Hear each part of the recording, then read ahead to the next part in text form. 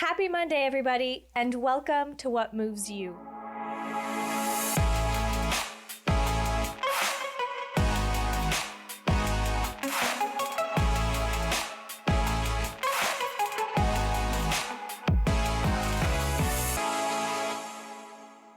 Hey everyone, happy Monday, best day of the week. Welcome back or welcome to What Moves You. Today we are talking about, honestly, one of my favorite topics. I could go on about it for days, but today I'm talking only about a small part of it, food. Food, nutrition, how to use food to heal, all of that. Love it, love it, love it. And honestly, over my healing journey, my health journey, whatever you want to call it, over the past couple of years, this has been the single most informative and transforming and healing part of the entire process for me. It's where it is often the most challenging for people. It's also where I found the most change actually happens, the most progress, everything.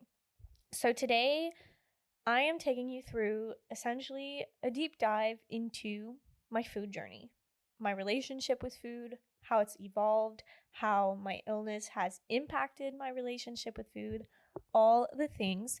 So I just wanted to give a little trigger warning before I get started. I am going to be talking about disordered eating, nothing crazy graphic, but if it's not for you, it's not for your journey, then feel free to skip this episode. But for everyone else, so glad to be here with y'all today. Let's get started. So my relationship with food, honestly, it wasn't even a relationship until later in high school. So my childhood, honestly, I've never really thought about food all that much. I was super, super lucky to have a mom who loved to cook, who basically cooked all of our meals from scratch at home. So I definitely was raised around the importance of cooking at home. We rarely ever ate out, not necessarily for like health reasons, mostly just because my mom and dad preferred to eat at home and cook their own food. They thought it tasted better that way. So definitely grew up around that aspect. And so never really thought about it, right? My parents weren't the kind of people that like gave you lectures on what to eat or why to eat it. Obviously, limit your sugar because, it's not as good for you as your meat and veggies, but, nothing beyond that, right? Never sat me down and gave me a list of like, this is good, this is bad. They never did that kind of thing. So honestly, grew up not really thinking about food. I ate it when I was hungry. I enjoyed all the things. And that was kind of that. Things kind of changed in the beginning of high school when it was the first time that like I made like a connection between appearance and food.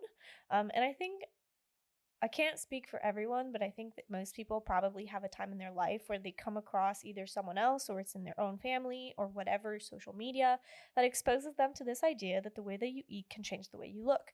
And for me, I became aware of it, but it wasn't something that I tried to manipulate too much. I had my own like body image insecurities, but nothing that like made me want to eat any differently kind of thing. And it wasn't until I graduated and went through the most serious, painful breakup that I had at the time, and really turned into fitness, into all of that, to really feel better about myself, like put my mind elsewhere.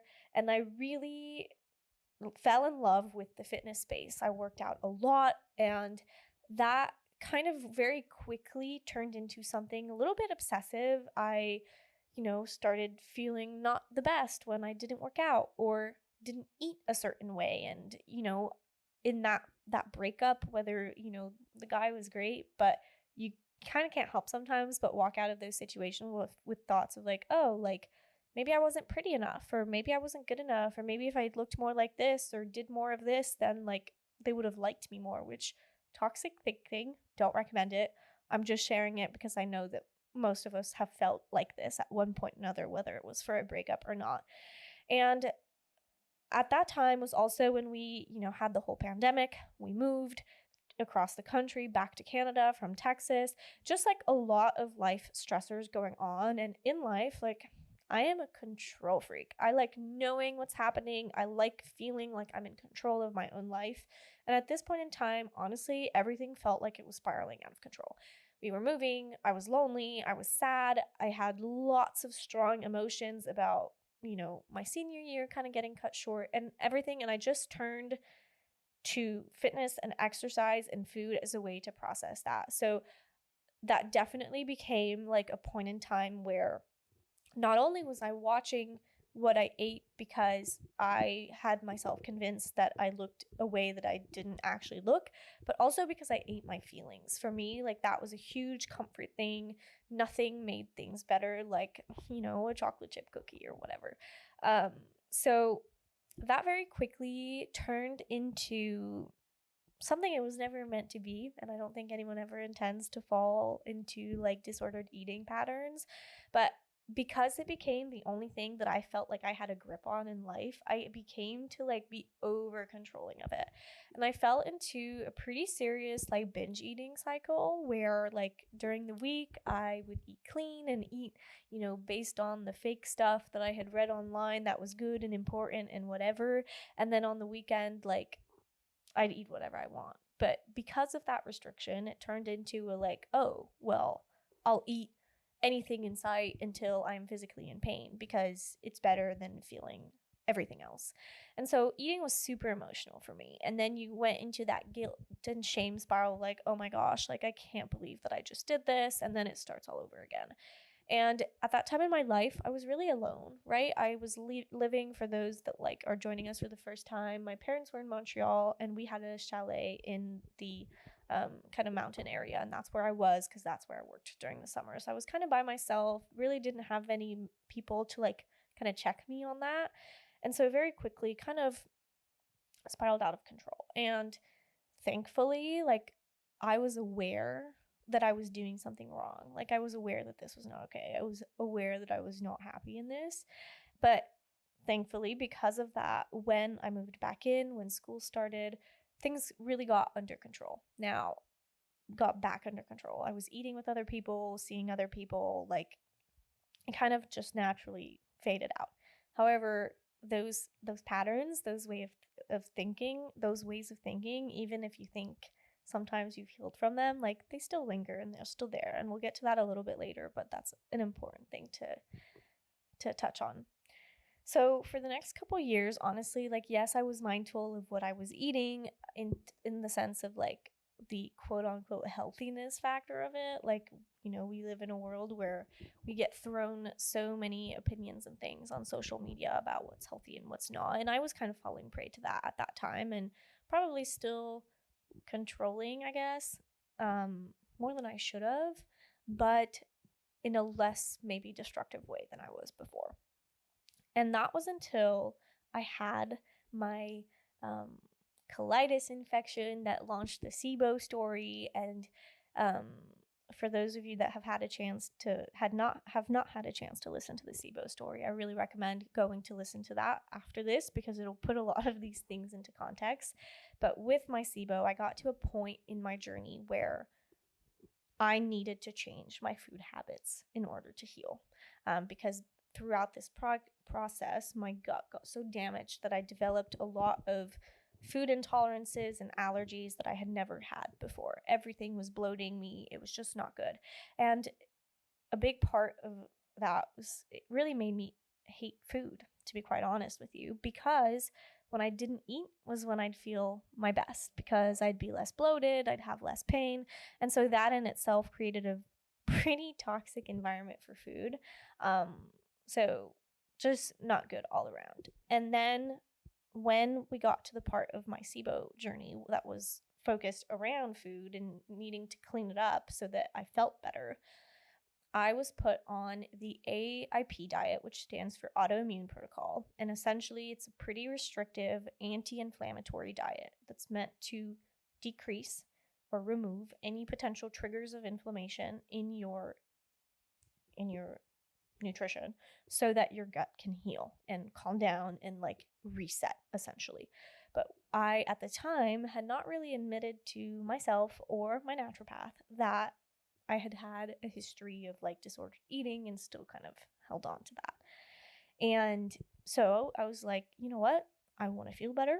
I know that this is going to do it for me because I know that it's helped so many other people. Let's go. I can do this. And I tried for 3 months to like do this diet to the T, and honestly it was just an epic disaster. Like I'd do it for a week and then it'd be too mentally challenging because I felt like my old patterns were getting re-triggered, and then I'd eat something that I quote unquote wasn't supposed to, and then it would start all over again, and then it was just not good. And it took me 3 months before I was like, you know what, like I need to do something about this. Like this is clearly not working. Like I need to change something. And so at that moment in time, I went back to my naturopath and like through tears explained like everything that was going on. And what she said to me is literally, I think, what so many of us need to hear. And it's that honestly, like if it's not working for your head, it's not working for your mind, it's not going to work for your body either. You need to, whether it's food or anything else that you take on in life, like if your head is not following, if your mental health is not following, your physical health won't either. And she's like, you know what, you didn't fail. Like just because like you feel like you failed because you weren't able to do the diet, it doesn't mean that you failed. It just means that it wasn't the option for you, and we'll find something else. And it doesn't mean that you won't heal, and it doesn't mean that you won't feel better and everything. So after that, I ended up taking this inflammatory food marker test, and they take a blood work and they compare you to 300 like types of foods, and they tell you which ones cause inflammatory symptoms in your body. And from there I was able to eliminate slowly. It happened over really 6 months of time because there were large chunks of food. So on this test, the things that came up were gluten, cow protein, so dairy, eggs, corn, and then some miscellaneous stuff, like squash and cranberries and oranges. It was weird, but anyway, you get the point that these are like pretty huge categories of food, like that I had never removed before. So over the next 6 months, I progressed slowly by removing them one by one. And for those who are no doubt asking themselves right now, like, oh, well, you're still restricting. How does that not influence your disordered eating patterns? And the truth is that for whatever reason, and I realize that this isn't like super helpful, but I'm just being honest. For some reason, like for me, seeing it concretely on a piece of paper and having like it's scientifical, like it's not because of some he said, she said on the internet, like this is for me, this is proven, like it's not overly restrictive in the sense that we're not guessing, like this is concrete, this is like exactly, I don't know, for whatever reason, for me, that flipped the switch. And I was able to then slowly start eliminating these things. And when I saw that, like pretty immediately, I started feeling better, I never looked back. And, I still have my moments where, for example, we went to New York 2 weekends ago, my boyfriend and I just really wanted a slice of pizza. Now, mind you, the pizza has gluten and dairy and tons of things that I probably wasn't supposed to be eating. But you know what? Like, I'm on a trip. I want to. It's going to make my mind happy too. And I did. And I ate it. And I felt absolutely crappy for like 4 days afterwards. But like sometimes like I choose purposefully for the sake of the social moment or whatever to eat what I want. And that's been my way of staying mentally happy in that. Now, are there still moments where like I want to just be able to go out and eat whatever I want whenever I want it and feel no repercussions? Of course, like I'm human, especially as someone who like in those moments where the disordered eating was kind of at its peak, I wanted nothing more than to just like feel mentally okay with eating whatever I wanted. That now like I'm like, okay, well I kind of didn't really get it, and now I'm doing the opposite of what I wanted to do. Yeah, but the way that I feel now in terms of like just comfort on a day-to-day basis, it's worth it for me, and that's not to say that there aren't some days that I'm pissed off and upset that like it can't be different. Of course there is. Of course. But I don't think that anyone doesn't have that, it's part of the process. So I guess I wanted to close with where am I at now with food. It's kind of a work in progress, to be honest. Like I just said, there are some days where I do really good, and there are some days that it's not so good, but you do your best. And yeah, I think that kind of wraps up everything I wanted to say. I wanted to open the door. I know I kind of breezed through it really quickly, and the real honest truth is that for solo episodes, I kind of get insecure. I kind of get nervous that, like, I'm not sharing anything important enough to be listened to. So I kind of keep it short and sweet because I don't want to be blabbing on forever about things that people find irrelevant. But I hope that for those that listened to the SIBO journey last week, or simply just more curious for more detail about like food stuff, I hope that this was educational. I hope you learned something. I hope that even if you didn't learn something, that maybe you felt heard and related to. That's all that I'm really trying to do here with What Moves You in these podcasts. So thank you for being here. Thank you for sitting with me. I hope that you guys have a wonderful day, and I'll see you next week.